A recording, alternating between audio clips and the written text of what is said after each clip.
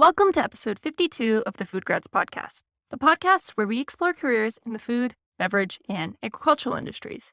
I'm your host, Veronica Hislop, a molecular science graduate student and career partner with FoodGrads. This week on the podcast, I interviewed Laurie Nicol, CareersNow Meat and Poultry Sector Lead. CareersNow is Food and Beverage Ontario's workforce development initiative for Ontario's vibrant and growing food and beverage manufacturing industry. On this episode, Laurie and I talked about the CareersNow initiative and how they are helping raise awareness for the industry, but also all the free resources available for you, the listener, that you can get through their program. So if you're interested to know more about that, we will be covering that much more in depth in the episode. When it comes to Laurie, though, she talked to me more about her career journey and how she got into the meat industry because it was never something that she was kind of planning on doing. And one of the things that she talked about was why she actually decided to stay in it. And it's not surprising that it involves the people.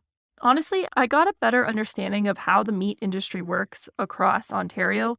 And honestly, I was surprised to learn how large it was and just the diversity among it in terms of the types of meat things. So maybe the size of the factories, the meat houses, just it's kind of overwhelming how big it is, and it's understandable why it's one of Ontario's biggest food and processing industries.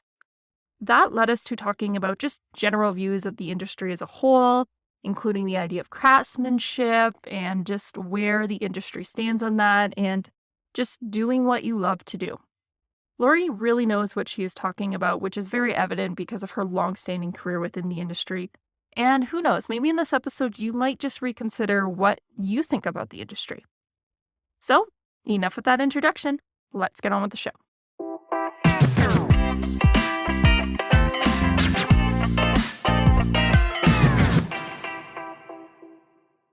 Excellent. Okay, cool. So, thank you so much, Laurie, for taking the time to come on the show. I'm excited to share this conversation as you and I are both part of the CareersNow team, which is working for the Taste Your Future initiative, which is helping to promote the food and beverage industry to Ontarians and try to promote and get more students interested in it. So I'm happy to have this conversation with you.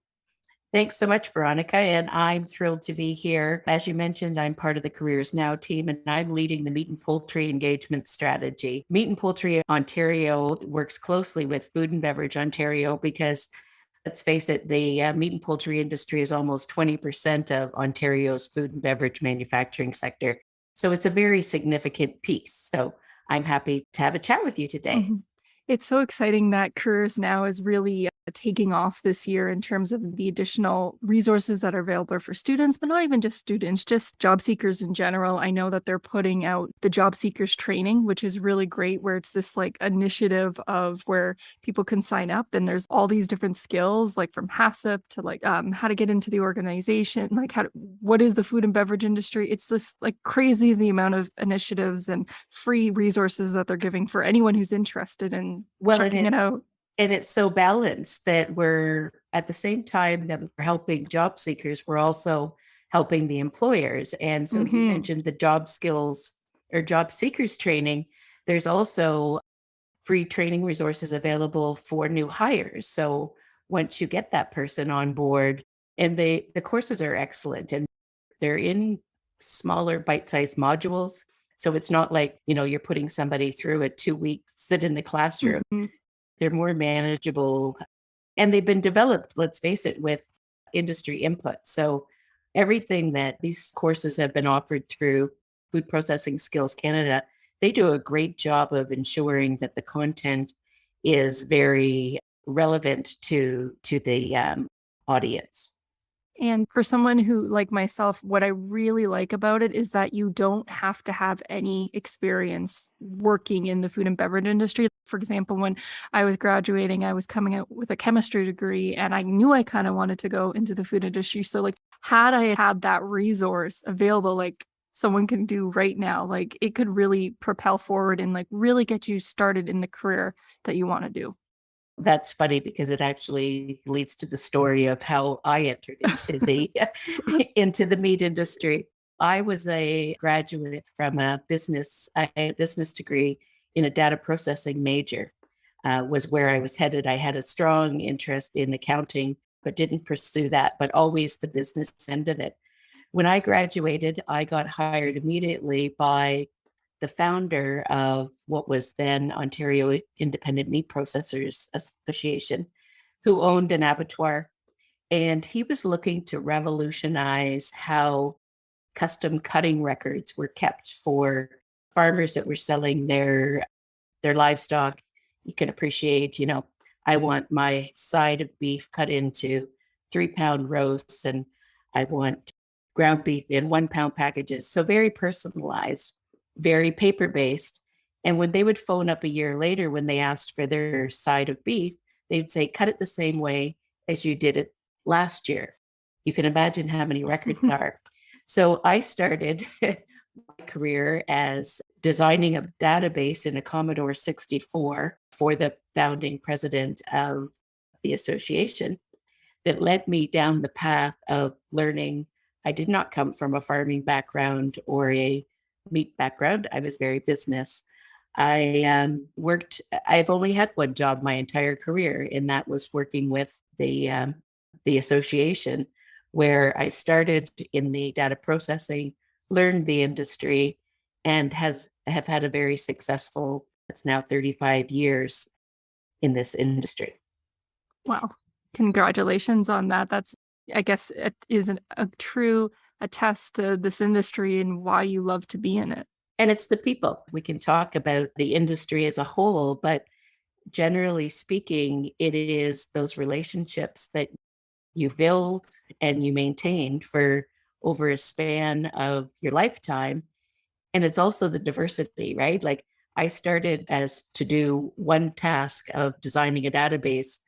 And then through my career as executive director of the association, involved in event planning, in government relations, in marketing, in communications. It's just, there's so many different opportunities of where one path might take you. It branches off into so many other streams. Let's take a step back and go more into Meat and Poultry Ontario. You've been there for a very long time. Could you give me more of an explanation of what this association does? And maybe this can segue into talking about what the whole meat and poultry industry just looks like in Ontario. Sure. So the meat and poultry industry in Ontario is a very diverse sector. And recognizing how large our province is, there's over 700 companies all across the province involved in various aspects of meat and poultry processing, from the very front end of harvesting right through further processing, all different sizes of businesses, from your large corporations to your family run 10-person operation. So thousands down to 10. Back in 1980, the association was started as a voice for those independent companies. Not only, I don't want to say that an advocacy part in terms of government, but we really embraced the need for food safety regulations. But we were part of how do we provide training and education to bring a sector along where they've been doing longstanding traditions. Things changed. You mentioned HACCP earlier. Food safety changed. We've seen the outbreaks, the allergens, and with that takes education. It's not something that the way we did things years ago, drove around in a car without a seatbelt. We don't do that today, right? So Right. The association got involved, and then certainly project, you mentioned Taste Your Future and CareersNow. It's really about helping the industry. Many of the companies they're so busy getting production out the door that anything that an association can do to help them in their business management tool. Certainly, we're talking today about the challenges of developing a workforce, and certainly with the labor shortages, this project is helping to bring those together. And also, I would say this has been a wonderful opportunity to highlight and maybe demystify what the industry is, because I know that Food Processing Skills Canada has done a lot of outreach and surveys. And if you asked, in particular, the younger generation, If you think of the meat industry, you just think of the place where the animals are first harvested. And that's only one part of the whole exciting sector that we represent. One of the things that also came to mind is just in general, what type of meat are there? Poultry is pretty easy. I know Ontario is big for turkey and of course like chicken, but like when it comes to meat, what is that? But it's interesting when you say that because poultry, so we often just go to the turkey and chicken, but within the chicken sector itself, there's such diversity of your larger capons, your Cornish hens, your quail, duck, specialty birds. When you go to what we're going to call is the red meat sector, automatically you think of beef and pork and lamb.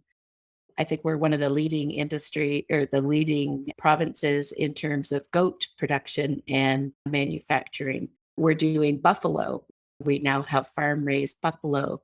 We have ostrich, rhea, rabbits, it's just, it's a diverse, it's such a huge industry. I had no idea. How come I don't know this? Like, I pay attention to Ontario Maine, but yet for some reason I didn't know any of this. Yes. So, and I think that's we have companies that are just very specialized with pork only, but when you get into your smaller, and I should differentiate between urban and rural. So if you go out into the rural countryside, you'll see more of that diversity, the relationships with their local livestock producers. And they might be doing everything from beef and pork and lamb and goat. Some facilities even have also, again, we're calling it the white meat, but they'll have poultry processing at two separate facilities on the same property. Okay. So, yeah. And the things that they're making with these products, certainly the duck industry, you're seeing a lot more value added, the smoked duck breast in our mainstream grocery stores. Well, I'm going to have to keep my eye out for this type of stuff because I didn't know. I know there was a big push campaign, at least I was made aware. I know turkey was really pushed in the past few years. I feel like that campaign really stood out to me. But in terms of these others, again, very shocked by it. But I think we've grown up in a society where turkey is for Christmas and for Thanksgiving. And turkey is really such a versatile product so I do Christmas in July every year and I cook a turkey outside on the barbecue. I actually drive up to Dashwood to pick it up fresh to put it on the barbecue. But that is, again, we're not just buying a whole turkey anymore. We're buying where they've deboned the turkey and put seasoning on it. There's just so much variety available to today's consumer for almost every protein. That makes sense. And I'm guessing that also extends to the actual processing facilities and such, because I think that a misconception, and maybe I'm right or maybe I'm wrong, is that a lot of the meat is processed at maybe the bigger name companies. And is this always the case? No. And I think one of the most exciting, when I started with the association, they called it the cured meat competition. And it was typically your smoked ham, your Black Forest ham, and your bacon, to what Meat and Poultry Ontario has as the Ontario Finest Meat Competition. And the quality of the products that you're seeing that are vying for championship standings, you're now seeing in the mainstream retail chains that and marketed as award-winning product of what they're doing with different of cuts of meat, of what they're doing with the flavorings. It's such an exciting time. And I'm sure you've seen the whole escalation of the charcuterie board. And that is some of the finest cured and smoked products are coming out of the small companies. And when you talk about the jobs that are available in those, it's like, how great is it to say that you work for a company that you can walk into some of these facilities and see the wall of award-winning plaques that they've received in recognition of the products that they've been making. No, it's so great that you mentioned that, because I think that's something that we need to see a little bit more here, at least in Canada. And of course, there's all these celebrations of food and such, but I think that if we can even better promote how unique Canadian offerings are, because I think that there a lot of people associate maybe with European products, these fine made cheeses or meats. A lot of people associate it with the European countries, but if they just look over here in Ontario and across Canada, there's so many locally made high quality products, and it needs some more time to shine. And It's amazing. And, I don't think because we're in the sector, we look at it, but not many people pick up their product packaging and look to see where it's made, right? And I have the joy of when I drive across the province and see all these meat shops and know that the networking that they do amongst them, not everyone is involved in the curing and smoking side of it, but if they've got a retail counter in there, they have those relationships with one another and they carry each other's products. So, because today's consumer wants to go in there and have everything in front of them. That's for sure. And in terms of with this idea, so it sounds as though in terms of the industry, there's a wide range of things where it's someone, if they wanted to go into the sector, it's not just working for maybe the larger processors, but there's also maybe opportunities for the smaller, more specialty, the years aged, smoked, and all that type of stuff. Is that correct? It is. And even within a large, I'd say for both sides of the companies, there's always obviously a larger company, perhaps more opportunities, but within a smaller company, I think one of the selling points is that variety. So if you go to a large company, you might be doing that one job all the time. If you go to a smaller company, you have that access to multiple different types of jobs, if that's your thing. But I think a lot of students think of it as just, you know what, I just don't want to just cut meat. Okay, so that's only one job. How about being the sausage maker? And when we're talking about very sophisticated equipment, most of it has been imported from European countries. But the packaging part of it, the food safety side to it, the graduates coming out of, I live in Guelph, so University of Guelph Food Science Program, the quality assurance technicians, the HACCP coordinator, you look at the auditing component of it, a job for the provincial government or federal government working as a meat inspector. One of the benefits in both a small and large company, look at the research and development, the product development, right?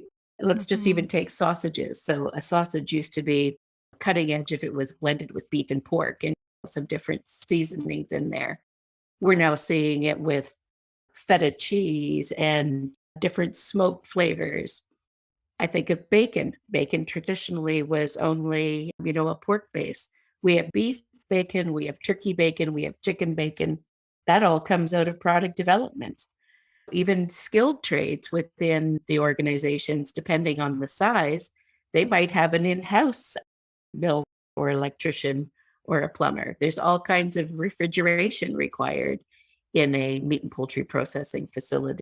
Those are more on I'm going to say the harder skills, but every company has a business component to it.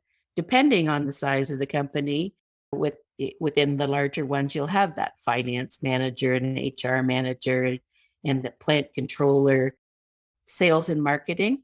There's lots of fun jobs. And I look at some of the great marketing that companies are doing using the social media channels, LinkedIn, Facebook, Instagram, communication jobs within the organization. But look at all the not-for-profit organizations that exist in Ontario, and all of them usually have a communications component. So when we look at it, I think we need to look at it as an industry and like in a plant, but also the side jobs that support the industry. Those are also available, like a food writer. And then I've been focusing in on the processing side of it, but all the retail and food service and the suppliers to the industry. Like it's a significant sector to Ontario's economy. Oh, for sure. And I I'll share a personal opinion. I always find it quite strange when they're talking about it in the news about the auto industry or all these other industries. And I'm pressed to hear a lot of the times talking about the food industry when it's such a big part of our economy. It supports so many Canadians. We eat local and all that. And I find it odd when the sector has so many roles that are open for all walks, like you were talking about, like all types of walk. You could really find anything that you can put your mind to. And it's just, that's why as someone, sometimes people ask me, what are you going to do when you graduate? And I'm like, you know what? I'm just going to stick to the food industry because I know that there's a good purpose. There's jobs that are out there, and there's a lot of different options in terms of where to live, what type of facility, and all these things. And let's face it, we're always going to need to eat. That is true. The pandemic definitely showed that. When the whole world was shut down, which industry was chugging along? That was the food industry. And that our sector had to pivot. If you look at markets shifted like overnight, basically. So as soon as the restaurant trade was closed down, a lot of our processors were supplying that chain. So now they're trying to put more product out into the retail space, and more people were cooking at home and spending more on higher cuts, whereas you might not have done that in the past because you saved your budget for eating out. So it's been an interesting, challenging, but also opportunities. And when we talk about the labor problem, it existed prior to COVID, and we're not the only sector that is challenged with trying to find people. But I think if students knew about what those opportunities are, it opens the door. It's options. Let's talk about that now, because this podcast is mainly, our audience is focused on students. And one of the things that I wanted to talk about in particular is just the general environment working in.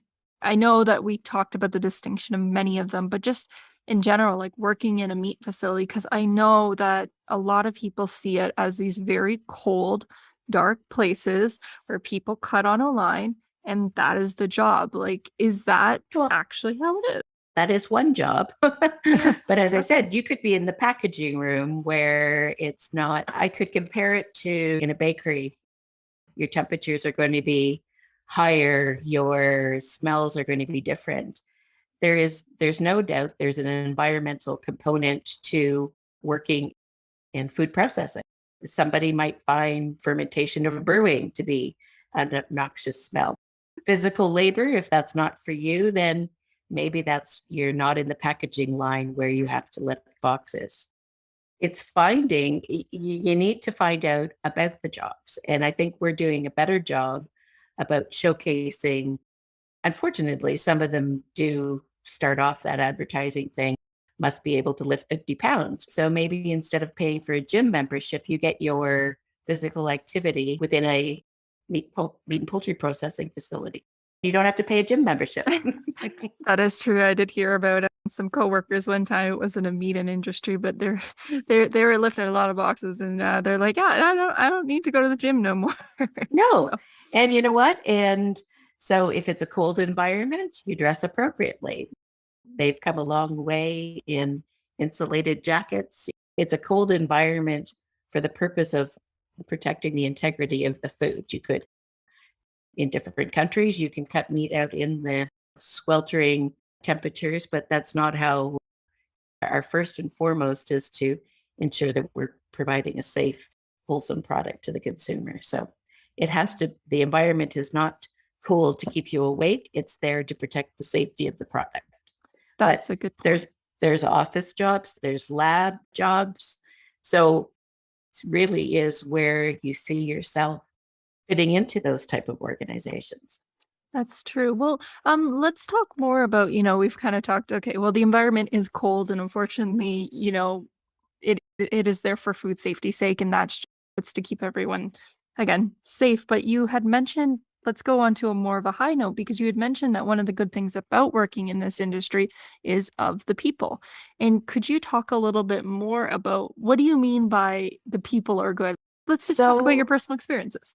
And I've had many. There's one family that I always talk about. I 3 generations had the opportunity through the span of my career to deal with. And it is about whether they're a large or small company, they're all trying to do a good job of showing that, they're nothing without their team. And we need to show more and more. And they're doing a nice job of showing that they're valued, appreciated. I recently saw one LinkedIn posting, and I know that they've been doing it for a very long time. Every Friday before a long weekend, they have a staff luncheon and provide lunch for their workforce. The other thing that they're doing, employee discounts. But I thought I would share with you, through the last project I worked on, we did a worker survey. And I thought, who better? I can tell you what it is, but this is coming from the front line people, the comments that what they like about where they work. Serving the public, leading my teammates. It's all about the people. My coworkers are so supportive. There's a teamwork environment. My boss makes me feel like a team. I feel we're treated as equal.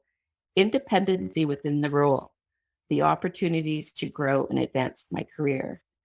Good variety of tasks, independent role, combination of mental and physical work, constant changes, makes me busy all the time. The challenge I gain experience, learning new things, teaching new hires, hours and schedule flexibility, being left alone because I know what I'm doing, always a new project to work on and skills to learn. And it gives me the chance to earn money to support my family. And the owners make an effort to understand and support their employees. And I think the best one is helping to provide people with safe, delicious food. You got to love what you do. We don't stay where we are. We need money to support our families. But at the end of the day, how many hours we spend away from home in our careers, you need to like what you're doing and the people you're working with. That is for sure. Wow. Sorry again, these were responses that were surveyed? Yeah, we conducted both an employer and an employee. So those are quotes from people that are working within the companies.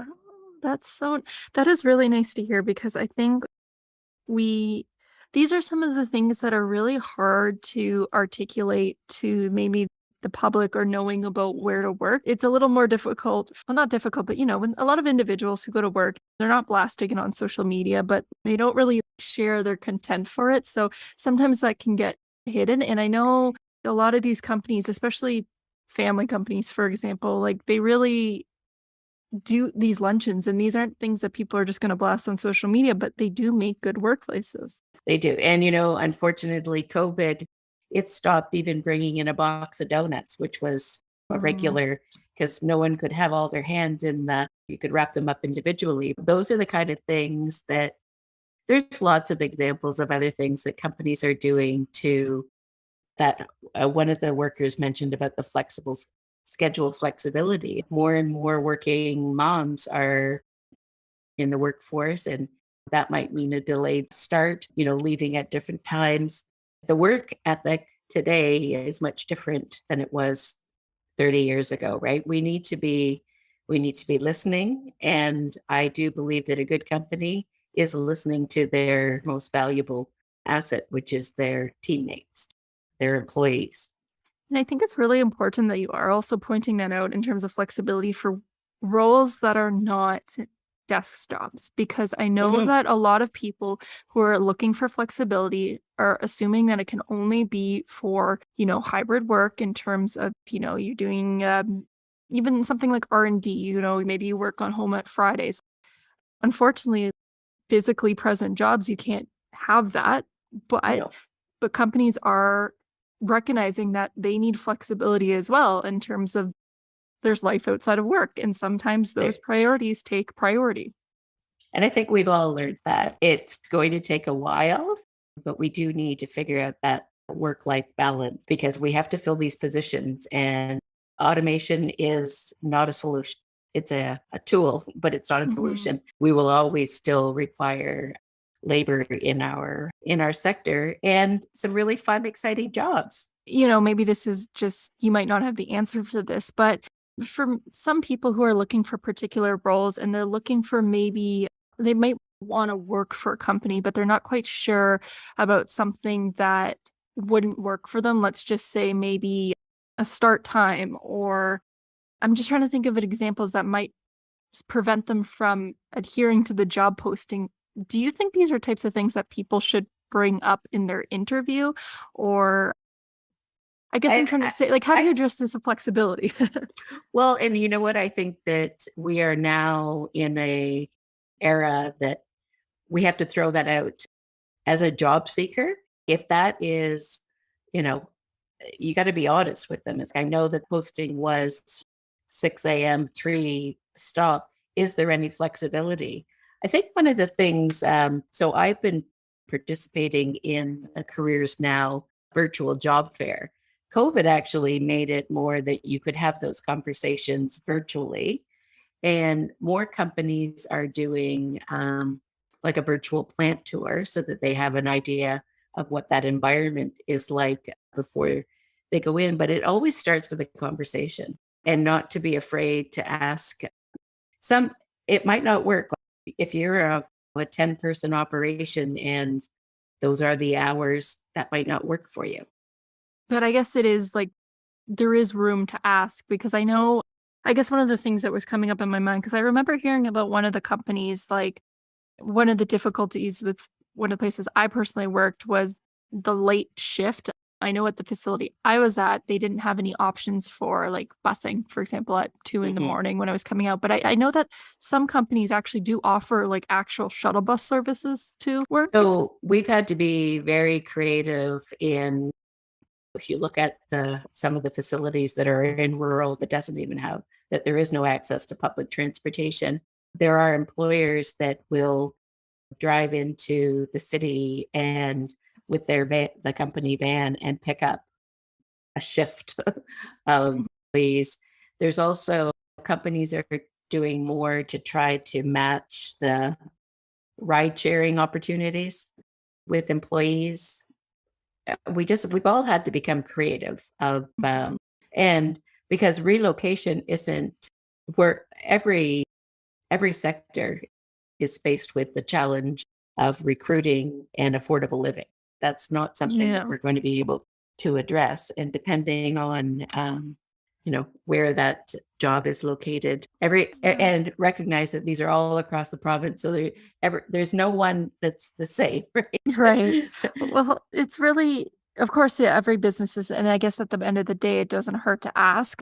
At the end of the day, just a job interview and those types of things are a mutual agreement, or a mutual kind of interview, so to say, to see if the employer would work for you and if you would work for the employer. It's one of those types of things. And there's a lot of options. If one company doesn't work for you, there's a lot of great companies that are across the country, or across Ontario, in terms of maybe if you want to go for something that's more of a rural place, or maybe if you want to go for suburban, but there's a place all like scattered. You just have to look for them. Yeah, exactly. And we need to do, I think there's a lot of frustration out there right now. So they're not always doing the best job of telling the story, unfortunately, because there is a story to be told. And I look at some of the plants that I've seen over the years, some of the processing facilities that, are located in rural, in a lovely community. And if that's for you, you know what, that would be, how do you tell that story? Exactly. And sometimes maybe even just through things like podcasts like this, maybe somebody's going to be listening and they're going to go, oh, I never thought to actually ask about something like that. And it's through opening these conversations. And let's do it one more time. I know that I might have already asked you this, but was there any stories in particular that maybe you wanted to highlight in the meat industry, something that's happened to you that just really shows the essence of what it's like? People are so caring, right? Like my son grew up in this industry. He'll be 25 next month. And people I met when I was pregnant with him still ask today, how was your son? It's just that kind of, the community that you've met across the companies, the different organizations. It really is.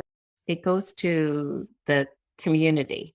And I think that's one thing that at the Association Meat Poultry in Ontario that's been around for 40 years, that's what I was drawn to, and that's what keeps that group together, is that whole sense of community and caring. Because at the end of the day, we all need people, and job seekers can choose where they go. But when you treat people well and you provide that kind of environment to work in that you enjoy going to, they stay. Mm-hmm. That's for sure. And just the Meat and Poultry Ontario, now that I think about it, because one of the things that I've always liked is whenever I've gone to like events, for example, like the CIFST, the Canadian Institute of Food Science and Technology conference, or if I went to the Women in Food Industry Management, like you show up and everyone's like, how are you doing? Like you see everyone. It's like some like everyone's everywhere. And I was wondering, does the Meat and Poultry Ontario have any resources or events that like students can participate in or attend just to get a feel of the industry? Yeah. So every 2 years, now COVID got them off schedule, but Meat and Poultry holds an expo. Forgive me, it's October, I think 14th, 15th this year. It's a trade show that shows equipment suppliers, different technology. Will Obviously, there's other people there, but they'll also be hosting the butcher competition. And I know that Amy brought down her classes to not only see, it's great to see the variety of equipment that is out there. Like if you think of, it's not just knives, right? These large, Yes. these large processing pieces of equipment, and the sanitation, microbiology, packaging, you name it. So it's suppliers to the industry that are there. And they do hold the final for the butcher competition on the Saturday, which led to very exciting that for the first time, Canada will be putting in a Team Canada into the World Butcher Competition in September of this year. And 4 of the 7 teammates came from Ontario through that butcher competition. Whoa, that's like really cool. So I did look it up. So it is October 14th to the 15th, and it's in Niagara Falls. But that's really cool.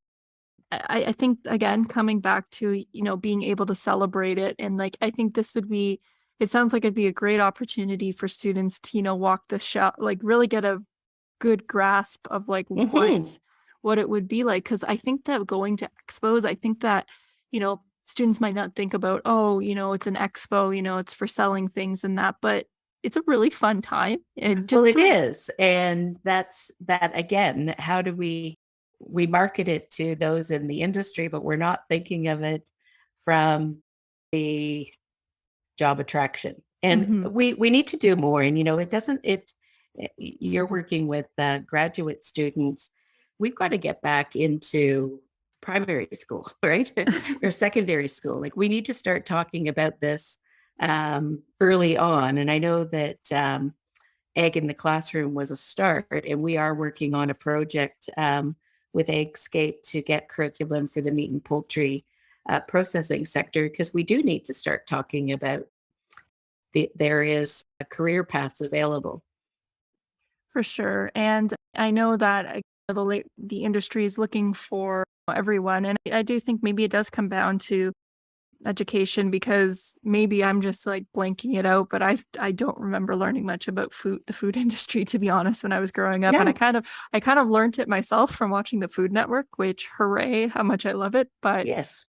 time comes to school, I would have loved, and coming even high school, I wanted to take a cooking class, but because I was bound for university, guess what? You don't get to take it because it doesn't match a credential, which I think is insane. No, and that's where we're having a lot of fun working with Escape and their researchers on making, so education needs to be fun and educational. And so when you think of teaching, there's just so many scenarios and activities that lead you down a path that you could see yourself in different roles. And if it is not just, but a general labor position is all you want, or you could be the meat inspector that is in the facility, or the head of sanitation.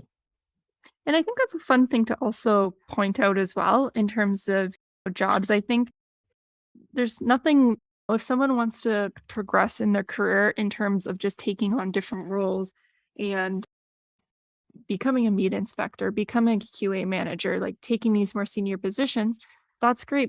For many individuals, they want to just go in, they do their general labor position, and they'll do it for 20, 30 years. And if that's what they enjoy, that should be perfectly fine as well. As it's just the work environment is so Yeah. crucial for that. And it's a stable, reliable income. It's very true. The food industry is a very stable environment, unlike, the tech sector or that, like, we're going to be eating in 20 years. Like, there's no doubt about it. And especially Canada becoming, even more of a, what's the word?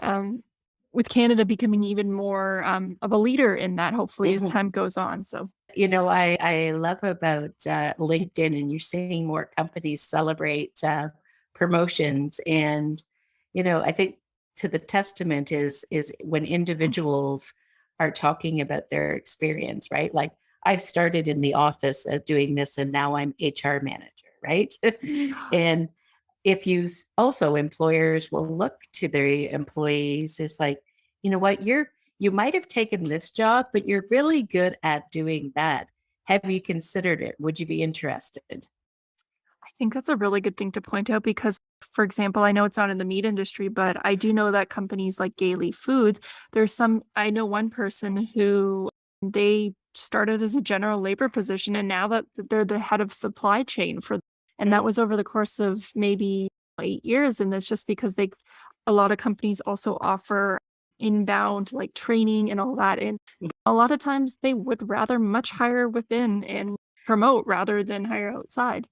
And that's the other is the summer internship opportunities. That's a great segue into getting into a company and see if you like working there. And often there's lots of students I've talked to lots of employers that hire the same student back, and they get that experience, whether they decide that they want a career it at the end, maybe not, but their stable summer employment through their post-secondary education. That's another good point too, because a lot of food facilities, a lot of employees take their vacations in the summertime. So there tends to be a little bit less staff. So they like to hire more students to supplement it. And it's a great way to just get your hands in there and See if that's what you like. exactly. And if you don't like it, it's another great industry where even if you work in general labor and then maybe you want to do QA when you graduate, that will directly help you. It definitely will. Yes. Laurie, I think that this has been a really nice conversation. And I think that I want to end it there because, we've talked so much about the scope of the overall industry. We've talked about meat and poultry Ontario, and I've also learned a lot more about my own province that I didn't even I didn't even know more about. Well, and Veronica, we should connect and see how we might be able to promote to get some students down to the expo, because I think it's a great opportunity, and specifically to watch the butcher competition is always fun. For sure. So thank you so much, Laurie, for taking the time to come on the show. And I hope that everyone got out of this as much as I did. And I'll make sure to share in the show notes all the amazing resources that we talked about, like the Taste Your Future with their initiative with the skills training. Let's see if we can get some more information on the expo, but also just bringing more awareness to this industry because I think that, like you said, it makes up, I think, 20% of Ontario's Food and beverage industry. exactly. And that's already a large number when that's the largest manufacturing in Exactly. Ontario. Yes. So thank you Great. so much for coming on the show. Thanks so much. Bye now.